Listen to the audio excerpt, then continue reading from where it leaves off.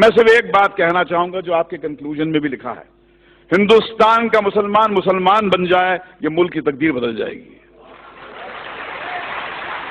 ذرا اپنے اندر کی شدت کو جگائیے بھائی۔ مجھے ایک بات سمجھ میں آئی ہے جتنا میں نے اسلام کے بارے میں پڑھا ہے کہ ڈرا ہوا آدمی مسلمان نہیں ہو سکتا، کیونکہ جہاں ڈر ہے وہاں اسلام نہیں، اور جہاں اسلام ہے وہاں ڈر نہیں۔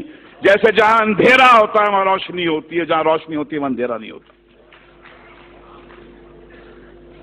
ایک حدیث مجھے ہمارے دوست محمود مدنی صاحب نے لکھوائی تھی جو میرے کمپیوٹر پہ ہے، انصر اخاک ظالما او مظلوما،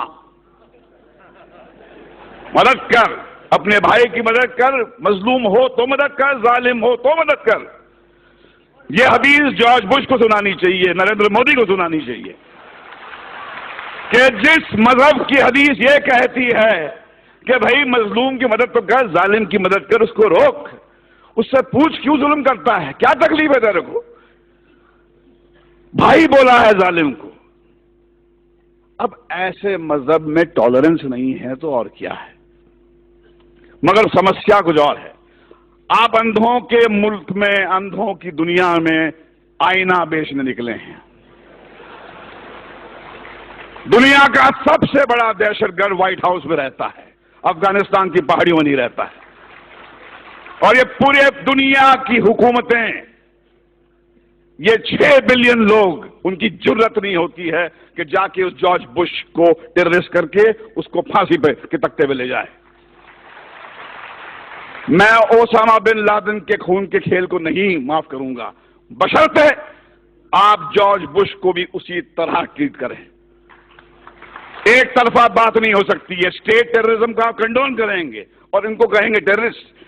جیسے کسی نے فرمایا تھا مولانا دریا والی صاحب نے کہ بھیا کہ آپ نے بام بلاسٹ کے جو ایکیوز کو تو ٹیلی ویژن پہ چیخ چیخ کے اناؤنس کر دیا کہ ہاں یہ صاحب ان کو یہ سزا دی گئی ہے، مگر بابری مسجد جب شہید ہوئی اس کے بعد میں 1000 لوگ تو یہاں مرے تھے، ان کا کیا؟ کون دے گا ان کو سزا؟ کہاں جا کے گڑ گڑائیں، کس سے بھیک مانگیں؟ آج تو ہماری یہاں پر سرکار این سی پی اور کانگریس کی ہے۔ کیا ہوا شری کرشن کمیشن رپورٹ کا؟ جو سماج انصاف نہیں دے سکتا وہ ٹیررزم سے مکت نہیں ہو سکتا۔ اگر آپ کو ٹیررزم سے مکت ہونا ہے تو انصاف دینا پڑے گا آپ کو،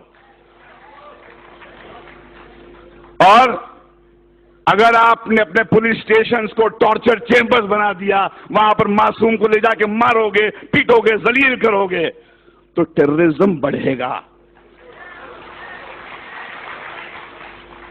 ہمیں ایک ہی بات کرنی چاہیے، وہ یہ ہے کہ ہمارے اندر وہ جرت ہونی چاہیے۔ حدیث آپ کی ہے، رسول اللہ نے فرمایا تھا کہ سب سے بڑا جہاد کیا ہے؟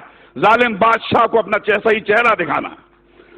ظالم بادشاہ کو کہو کہ تم کتنے بدصورت ہو، ان سے کہو کہ یہ کیا دو طرفی بات ہو رہی ہے، جب چاہے آپ نے کھڑا کر دیا ہم کو گھرے میں۔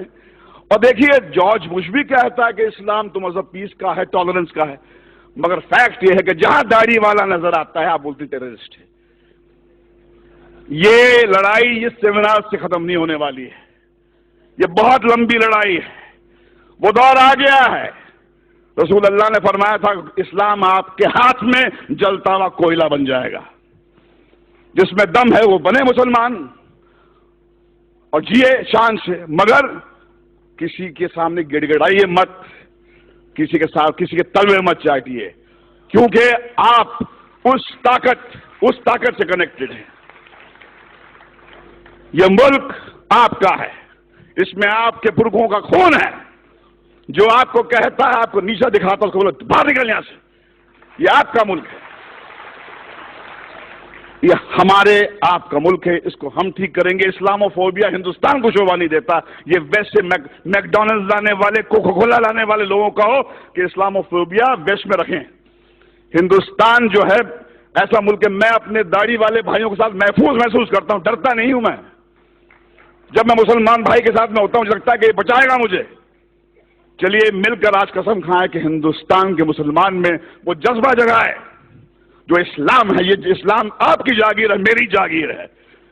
ڈرا ہوا آدمی میرے بھائی مسلمان نہیں ہو سکتا ہے، اور جہاں ڈر ہے وہاں اسلام نہیں ہے، اور جہاں اسلام ہے وہاں ڈر نہیں ہے۔ اللہ حافظ۔